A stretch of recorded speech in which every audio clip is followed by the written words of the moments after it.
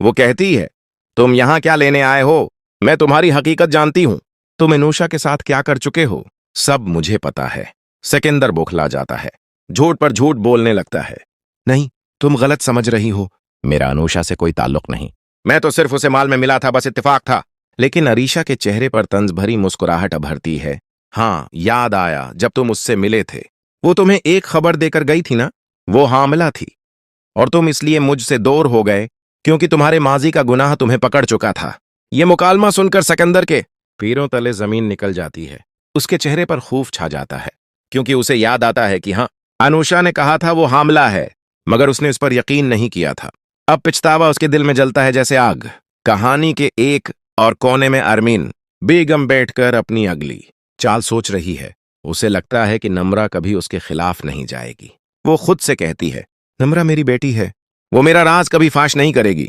वो मुझसे मोहब्बत करती है। मगर अरमीन भूल गई है कि जब माँ जुल्म करे तो औलाद का ज़मीर खामोश नहीं रहता। नम्रा अब खुद को रोक नहीं सकती।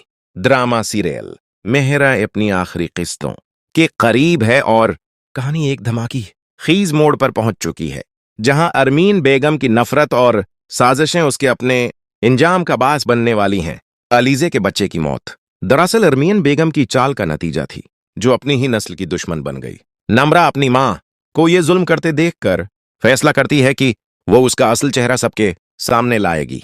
दूसरी तरफ हमजा अलीजे को दिलासा देता है, जो अपने बच्चे के गम में टूटी हुई है।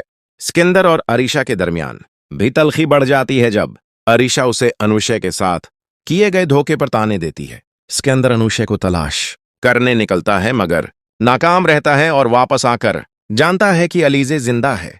एक दिल दहला देने वाला मंजर तब आता है जब अलीजे अरमीन बेगम के सामने आकर हाथ में अपने बच्चे की तस्वीर पकड़े कहती है, ये वो मुस्कुराहट है जो तुमने छीन ली, मगर याद रखो अरमीन, तुम खुदा से नहीं बच सकती। आज तुम्हारा गुरूर मेरे आंसुओं के साथ बह जाएगा। कमरे में सन्नाटा छा जाता है। अरमीन बेगम के हाथ कांपने लगते हैं और पहली बार उसके चेहरे पर खौफ साफ झलकने लगता है। नम्रा अलीजे को बताती है कि उसके बच्चे की कातिल अरमीन बेगम है, जिस पर अलीजे उसे बेनकाब करने का फैसला करती है। वो सबके सामने अरमीन बेगम और सिकंदर के गुनाहों का पर्दा चाक करती है कि अरमीन ने उसके बच्चे को मारा और सिकंदर ने उसकी बहन अनुशे को धोखे से शादी के बाद छोड़ दिया, जिसके गम में वो मर गई। अलीजे पुलिस को बुलाकर दोनों को गिरफ्तार करवाती है, जबकि फरीद हमदानी इस सदमे को बर्दाश्त नहीं कर पाता। आखिर में अलीजे नम्रा और हनान की शादी करवा देती है और शाहिस्ता बेगम को एहसास होता है कि दौलत से सुकून नहीं खरीदा जा सकता। कहानी अपने अंजाम पर पहुंचती है, जहां जुल्म, गुरूर और धोखे का अंजाम अबरत बनकर सामने आता है। जब अलीजे सच्चाई सामने लाती है तो पूरे घर में खामोशी छा जाती है।